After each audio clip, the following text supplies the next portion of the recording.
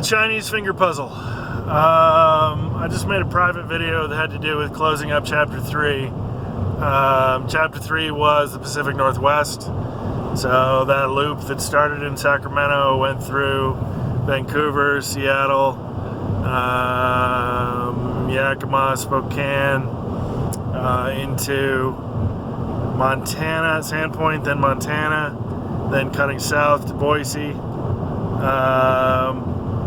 then going through Twin Falls, because that was a nice stop, seeing the only place it's legal to base jump in the United States, I think is what I was told. Down into Eli, back to Vegas, then back to Bakersfield for a quick hit, and then heading back out. And this is the beginning of Chapter 4.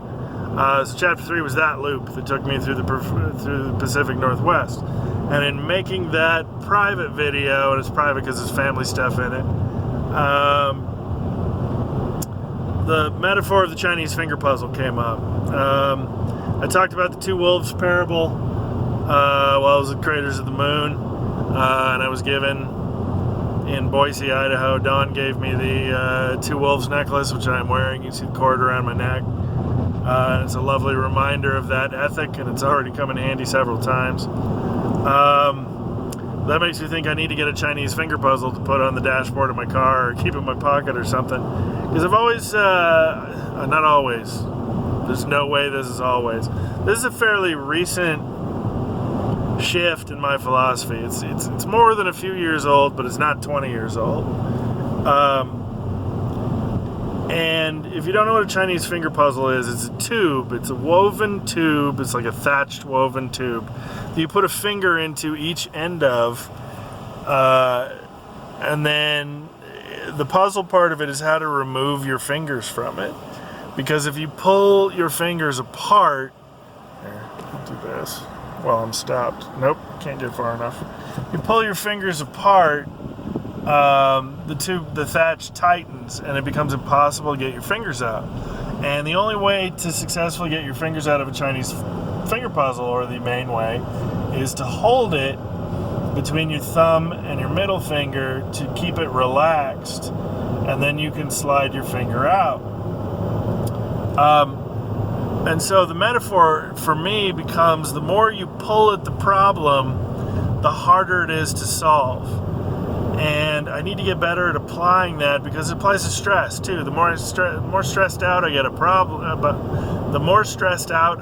a problem, the harder it is to solve that problem. My creative problem solving, my critical thinking comes into play when I'm relaxed. You can see when I play. When I do shows and I'm relaxed and having a good time, I'm committed to having a good time, and that's the objective. The shows are better.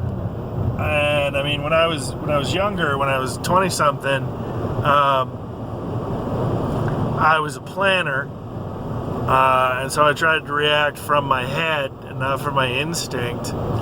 And so there's a certain amount of tension that comes from needing to get a laugh from the audience and stay on rhythm, that then forces you as a performer into your dominant response, which is a fight or flight thing. You do what you're used to, you do what the rules are. But if you stay relaxed, stay frosty, as they would say in Aliens, that's a deep cut. If you stay relaxed, it's easier to solve problems. It's easier to be creative. It's easier to think of things as something more than binary.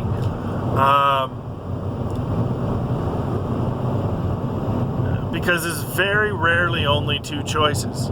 There's usually, I mean, in Chinese finger puzzle, there's only two ends, but that's not the choices we're talking about. I suppose that choice is either relax or tighten up, but I mean, when problem solving in the real world, there's almost always more than two choices if you look for them.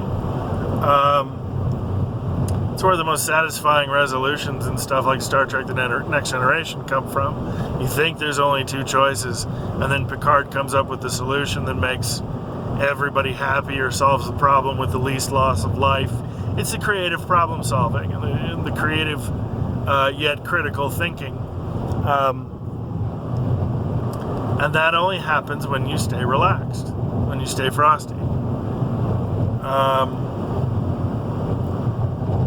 So the metaphor is being able to relax into any situation, even if it's a problem, even if it's stressful.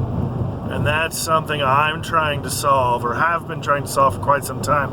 I think lately there have been a lot of steps with regards to solving that and not stressing out and being able to use my creativity in any situation, including my classroom. Conversation with Jared was an important part of that, because I've used look at it from 10,000 feet, what's this going to matter in 5 years, which I wish I was able to apply a long time ago in some of my heaviest crisis points. Because you get caught up in the moment and the problem becomes everything and you start pulling at it.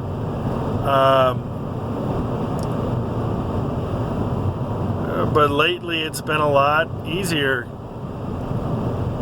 to do. To stay relaxed, to stay frosty, to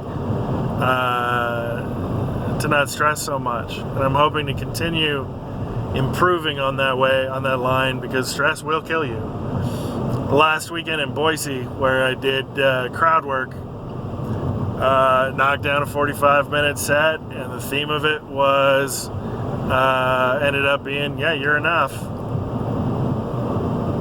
Because the question was, how do you get better at improv?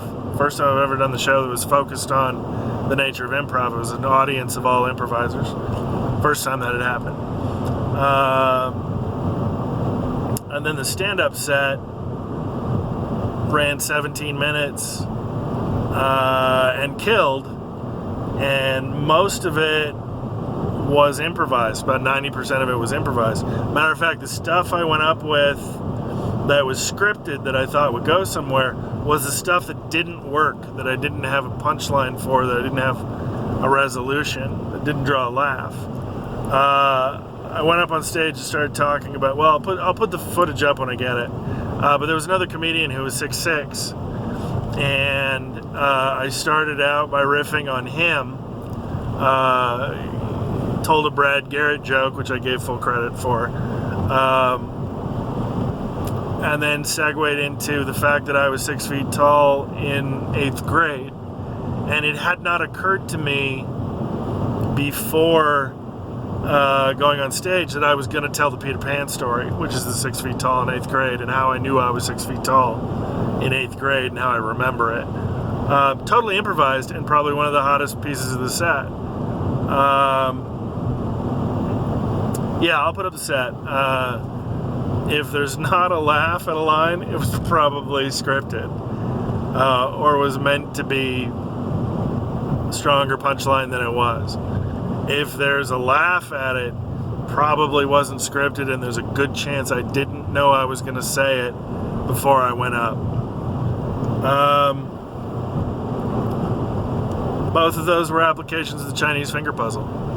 If you've seen any of those 5-minute sets that I did at Tembler, they're all Stress Monkey sets. If you talk to Kayleen, I'm like locked and worried about what's going to go on when I go on stage. Sometimes I'm concerned with having all the words memorized, and didn't have any of that in Boise. It was a totally loose, totally relaxed, just go on stage and have fun.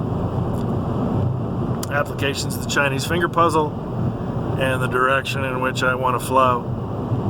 Applied the same thing working Karina's show on the 10th, did the Alibi 3 times, and I'm on my way out there to do it again tomorrow. I'm about out of space, so I'm going to wrap it up here.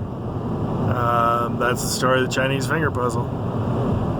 Metaphor, philosophical.